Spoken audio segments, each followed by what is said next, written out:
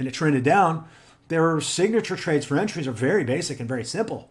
Right? Not nearly as involved as what we would consider a type 1 London pattern, a signature trade as it were. Isn't that interesting that this is GJ from 2 weeks ago, and then this is EC from, I think, the same week. I'm not sure. Maybe not. Similar, right? Very similar. But anyhow, you look at that level of trader, they're more into the fundamentals because they're trading the higher time frames, and their entries are rather simple. Okay, so this is what you need to do. You need to get this stuff under your skin so you can just rattle it out or type it out, peck it out as it were. Peck it out on your keyboard. And I see, there you go. So nice going, Ghislaine, Al, Vladimir. Okay, good. Seen some progress there. Okay, so we're watching this thing peel over. Okay, so we spent last DMR, this entire DMR, on the build up to this entry. And so now we're going to carry through on this. So now you have your second close, right? You had your first close. So this would have been, this guy was your close below, close above, close below. So your entries here. We talked about stop losses and all that last time. It did a pullback, gave you a third leg, and then closed down below. So you have to be ready for this third leg. And wouldn't it be nifty to have that on some type of data sheet like this? How many of these give BCMs, board clearing moves? Wouldn't it be nice to be able to have? I'd like to have that. Okay, so this is not a board clearing move. This is the third leg. This is actually another parameter. Cough, cough. Right. So a board clearing move. So how many M's give a third leg? I guess that would be a statistical thing. How many times do I see a third leg on an M or W? Okay. As if we don't have enough parameters going, but that's all right. But that's not a vital one, but you get what I mean. The BCM, though, is very important. The BCM is when they come up on that third leg, and then they come back down and continue rolling it over. That's a BCM. That you definitely want to have stats on. And it would relate to your stop losses. Many times you get stopped out on that move, right? You get stopped out on this. It's a board clearing move where they come above, stop you out. And what you have to do is you have to have the confidence, again, based on statistics, when they close back below that 13, you get back in that thing. Okay, so board clearing move, that's on our parameter sheet in our next iteration of that Excel sheet. Yeah, the third leg, we could put that. I don't think we need it, though. Anyway, we could be all here all year doing adding stuff. But anyhow, this trade worked quite nicely down into week open price. This is price open for the week. Okay, so now we're always very interested in knowing what this distance is. Okay, if we get statistical, this is the type of thing you're going to want to follow. M1 full screen optional charts. Basically, it's this exact same pair, exact same day, and I'm using my optional full screen charts. Now, you should all know how to access these and know how to build these into your into your WSM viewer. And we'll go back to where this stuff is. Right, every week I post these extra charts. You have to manually extract them and then manually put them in the proper folders. But right here is your M1 every increment. It's about a 3 gig file. It's pretty large, but it gives you every 1 minute of your M1 charts during most of the day. There's a filter on it so it shuts off during Asia so we don't bog you down with a 6 gig file. It's a 3 gig file, but it allows you to actually walk through and find the lowest candle. All right, so M1 full screen optional charts, useful for assessing more precise pip distances. Okay, so my question is, let's back it up 1 second. To me, this is your first impulse, right? That's impulse number 1. It's on a 15-minute chart. You see that. I want to know what the distance is on that. And the way that I can tell, I can look at this 25 pip difference, right? I can roughly say it's around 30 pips. I can just generalize that. Or I can go to this M1 full screen optional chart. Maybe you're not even an M1 trader. You don't really even trade the M1, but what this is useful for is it actually gives you the pretty precise pips to high of the day. So I was off a little bit. I was a little short. It's actually 36.8 from where price is currently. So we could add a little bit in there. So it's probably around 38, probably 38 pips on this entire move. So this from top to bottom was about 38 pips on this type 1 London pattern away from peak that had 3 legs. Okay, so that's the way you use the M1 charts to gather for yourself that distance. And that distance becomes interesting because statistically over time, the GJ will put in this distance, right? And when you know what the average of that is, and you know where the deep one is on the deep edge, then you can estimate where the end of this first impulse is. And that's something that Steve's mentioned before. Now we will have a way for everybody to dive in and actually tabulate all this for your particular signature trade, for your particular pairs that you want to do this in. Okay, so that's impulse 1. Let's just declare clearly what these are. So an impulse 1 would be an M15 chart the first large shift, you can consider that the shift. Then you'd have correction 1. That's a distance as well. There's an average distance for those in GJ. And then you have impulse 2 into correction 2, into impulse 3, into correction 3, and then end of day. Okay?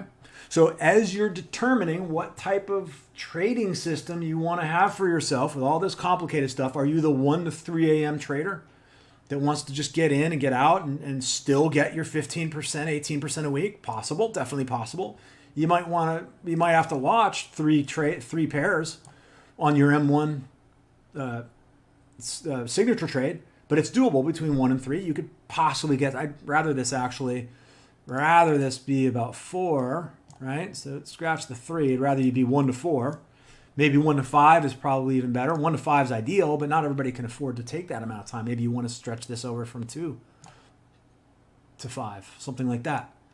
Okay? And again, this is going to be interesting when you can go back in the statistics and see how often does my trade set up before 2 a.m. Not that often, right? So you can pretty much park yourself from 2 to 5, 2 to 4.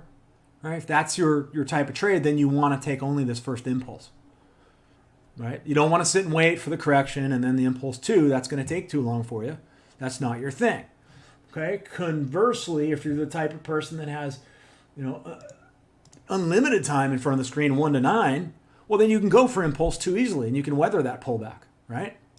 So you can weather the pullback into correction 1 and then the move into impulse 2. Even if this is 6, 7, 8 in the morning, Eastern time, you can still basically get away with doing that. It's not a problem. Okay?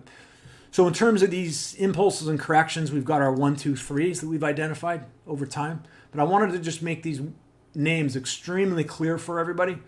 Basically, pile drive these into significantly reinforced concrete here for us, so that by the time we get into the next version of this, we'll have a better idea of what that means. And we'll be able to enter that data in. The whole idea is that we want to be able to get you so you're entering win-loss data, but at the same time, if you want to enter any of these other confluences, you'll be able to enter those in as well at the same time. You won't have to go back and redo stuff. The biggest problem with databases and Excel sheets and databases is like you got to do it once and then you have to go back and do it again. And maybe a third time. And that's what we want to try to avoid with our next design improvement on it. Okay? You've got to know what these mean. Impulse, correction, impulse, correction, impulse, correction. Okay? So that should be real clear for you.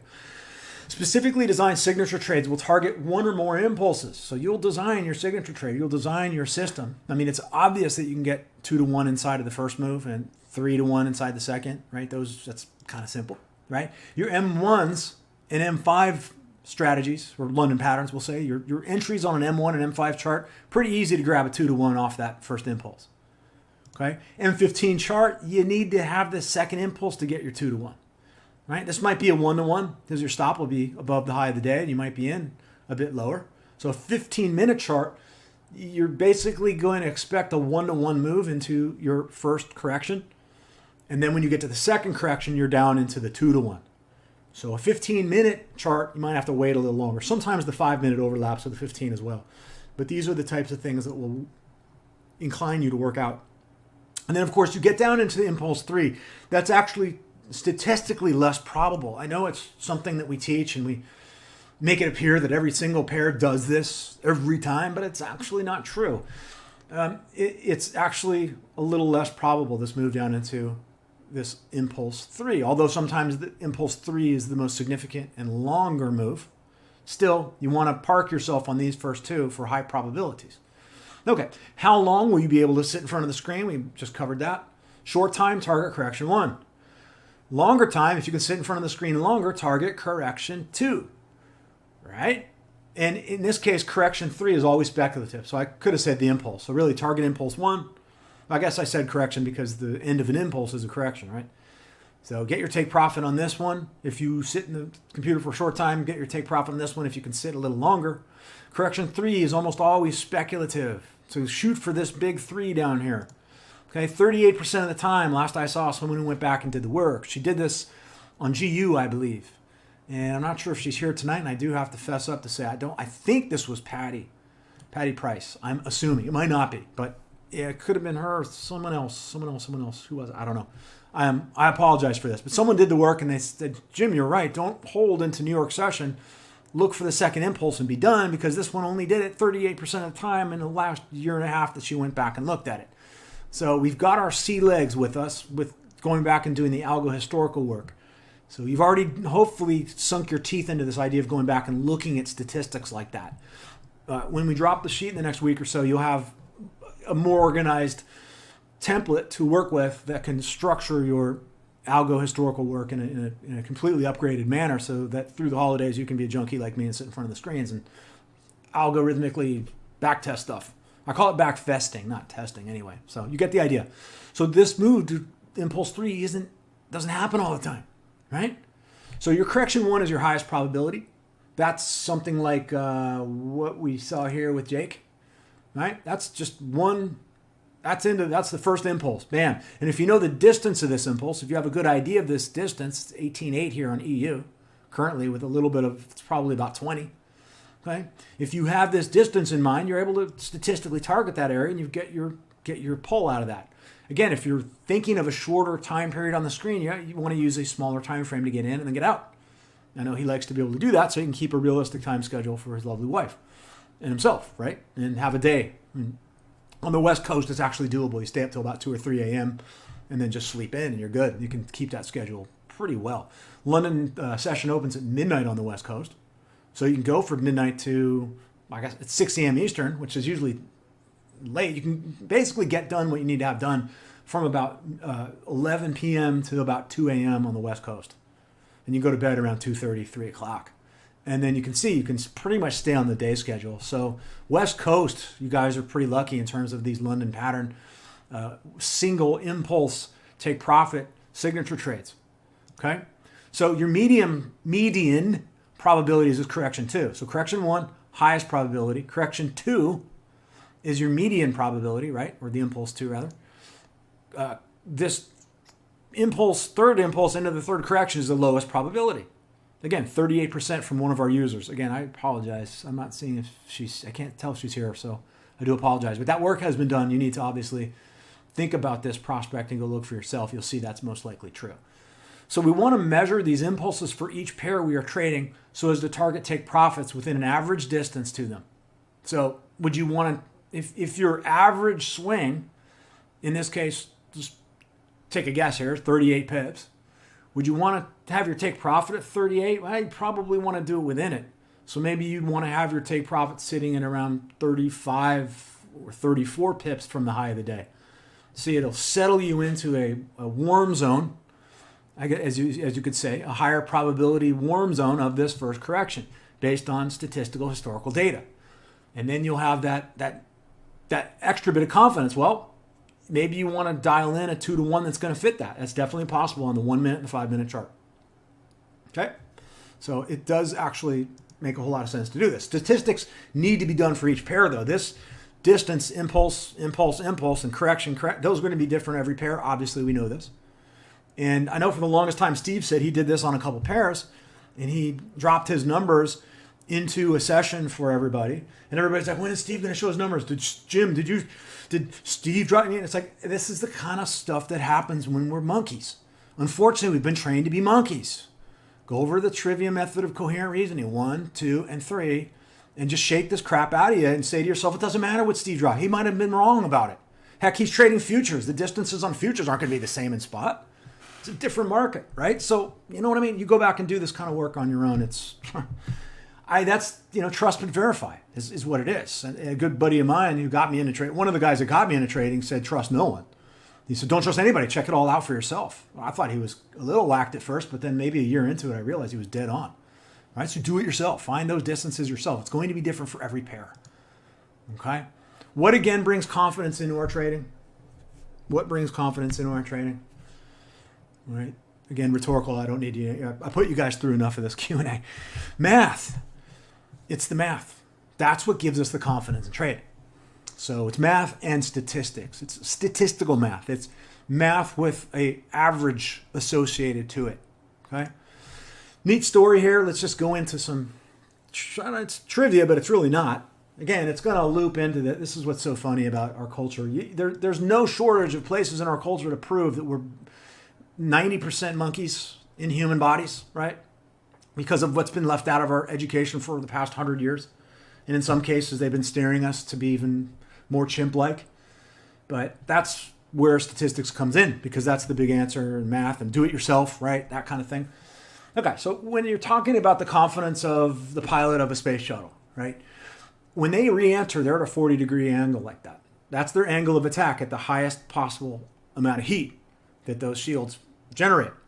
And that's all based on the math, right? So people had to do this. They had to go back and test stuff. They had to test things in furnaces. And they had another vehicle. You've probably seen it before. It was the $6 million man vehicle that was used on the front of that show. I'm dating myself by that. That was an old TV show when we were little kids. And that type of vehicle was tested a lot. They got an idea of the proper angle of attack. And you can see here that based on the peak heating, right, that's where they keep it at 40% pitch, or rather attack. Angle of attack is 40%. Right, you can see over here, 40%. As the heat starts to really pedal off here, you're actually then starting to get the nose down. All right, so there's an entire range of re-entry on the space shuttle that necessitates a fixed 40-degree angle of attack. And then when they get to a certain velocity, a lower velocity, right, lower velocity, lower heat, right, then they can start to dial it down. And then the angle of attack eventually gets to be down almost to zero here. There's a bit of nose down on the final landings. I'm sure you've seen it a little bit. It's not shown on this chart, but there's times that they drop the nose, obviously. You've seen shuttle lands, right? So there's a lot of math that's involved with this idea of, it's not just some talented pilot that says, yeah, I'm good. You know, I did my what are they called? Affirmations today. I've got my binaurals going. I'm going to land the shuttle, man.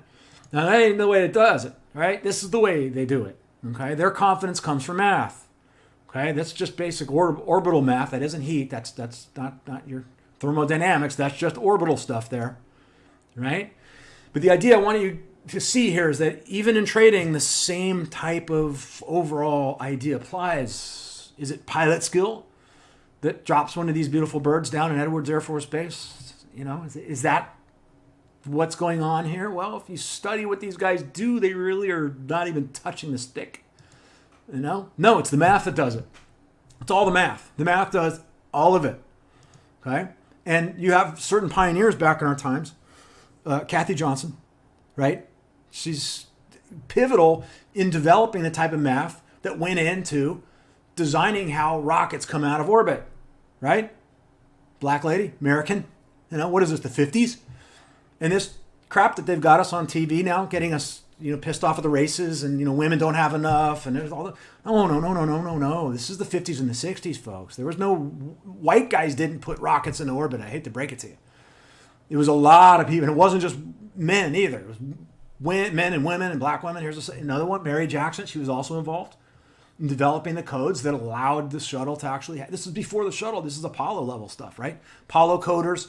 Mary Jackson was pre-shuttle. Kathy was way pre-shuttle. Kathy was back in Gemini and all that, like Apollo, right? So this is people working on math. These are brilliant people, right? And it should change your paradigm. So if the TV ever tells you you're underprivileged or whatnot, and you fall into that mind trap, just remember NASA was built by these ladies, in part, right? And of course, some white dudes that are Apollo coders, right? You don't want to say they're not. I mean, you get the idea. Like so much of this current stuff is just a joke. And female stuff. They're females. We're not giving them equal opportunity. Margaret Hamilton basically almost hand wrote all this code at MIT, right? Almost. She had a team, right? The Apollo guidance computer, source code, leader of the team that developed the flight software for the frickin' Apollo that landed on the moon several times, right? Orbited the moon before they landed on it, right? So this is all math. All of this is math. It's all in the math, guys. Just want to make sure that's super, super clear, right? Yeah.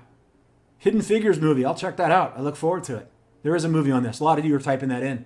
Oh, cool. I was just looking I wanted to get people out of this idea of, happy-go-lucky trading and into this idea of science. And I asked myself, what's the most complex thing humans have done? Space shuttle. And then I started looking into all the pictures and the math. And I typed in maybe into Google Images, shuttle math, orbital math. And it took me down. I mean, that there's a movie on this, that's fantastic, but I don't need a movie to tell me. I was able to pull it right out of the search engines, but I wanted to get something that shows you that the most difficult tasks that are done now, where these pilots walk out of the shuttle and they're wearing those nice blue suits. They walk out and, they go and say hello to the press and everybody's like, hey, how you doing? 90% of people think those dudes did it all, right? They have no idea about this lady actually coming up with the source, the very basis of orbital math, right? They don't, so it's the same with trading. People don't understand that pro trader has done all of this kind of back end work that gives them the confidence to do stuff that's, crazy. It's crazy to enter in a flaming ball like that. And these are crazy things, but the math gets you there. All right. I'm going to check that movie out. That's cool. Hidden Figures? Excellent. All right. So you're in your first impulse. Now we're going to look at the fib trailing thing. We're going to just mention it a second here. I don't want to dive too deeply into this. Let's see how we're... time. We're not doing so well on time. But I have, here, only about 40 more slides to go. Oopsie. We'll cut it and we'll bookmark it like we did last week. Okay, so you're in your first impulse move down. Now, I'm talking about the folks that are doing this thing. Okay, you're taking that first impulse and it pulls back. What do you do, right? You're only 1-to-1 here on this, or a little bit over 1-to-1. I'm just generally guess 1-to-1, okay? You're a 2-to-1 trader, so you want to get this thing lower, right? So what do you do inside here? That's the question. Okay, we have this little fib trailing technique. It's a trick, but it's not a trick for kids. Okay, so in your mind, these are the fibs that are necessary to deal with for this particular technique. You do not need any other fibs. You don't need the extensions. You don't need the 236 and the 782. Get those out of there, or the 786 or whatever it is. All you need is a 61850 and 382. And I even, in fact, get rid of the 0 and the 1. But I want you to visualize this. Just get a sense of the distances, okay? So I want you to be able to visualize this because you'll be able to use the viewer without a fib and easily be able to eyeball this stuff. It's not hard to look at where this 618 is and where this 382 is and basically mirror it over here. So let's draw it in there, right? So do this for yourself a couple times. On an MT4, pull up a fib and ditch all of the other fibs. Have only the 382, 5, and 618. Put that on a chart and then see how it lines up and then draw it out. Okay, so we can draw out a fib here. We see that our 618 is right back into this top edge area. This is the 50, this is the 382, right? You're drawing from the top of the move in line with price, in the direction of price, into the bottom of the swing. So impulse 1, we're going to do a fib pull down to the bottom of that, and you're going to see a 618 park itself right above here. Okay, for this particular signature trade, that would be an M15 type 1 London pattern. You'd look at possibly getting your stop loss above that 618 to be able to weather the possible pullback into the 618, and then they run it on down into impulse 2. So this correction oftentimes does get all the way back up to the 618. I'm not saying right at the 618. Leave a little room for it to wiggle around in there, but generally be ready to scratch out of your trade if it starts to really make moves higher and puts in some zone flips up here that shows you that there's volume below price that's starting to push it higher. Remember, a zone flip is caused by volume. A zone flip cannot be caused unless there's big volume and they're doing it. So it's a giveaway. It's a tell for volume. Okay, so I got this question from my buddy Ambrose. Took 2 trades this week, EC and GU. I hit TP on GU and scratched out of EC after my scratch rules were triggered.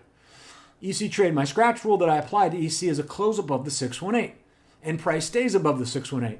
Although after I scratched, it turned back and went into my expected direction and even hit my expected take profit.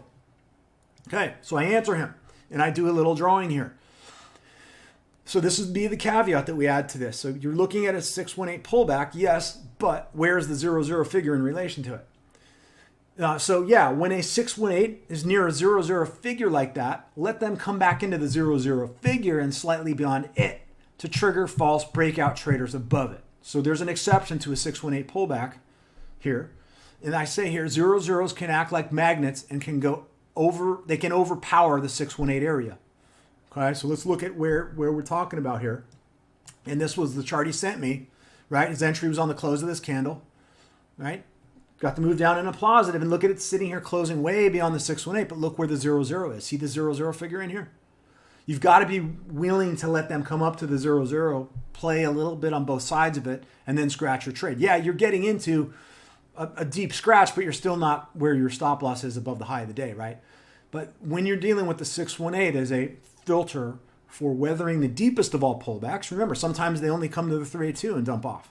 It's not always that they come all the way back to the 682, 618, but you have to be ready for them to do this.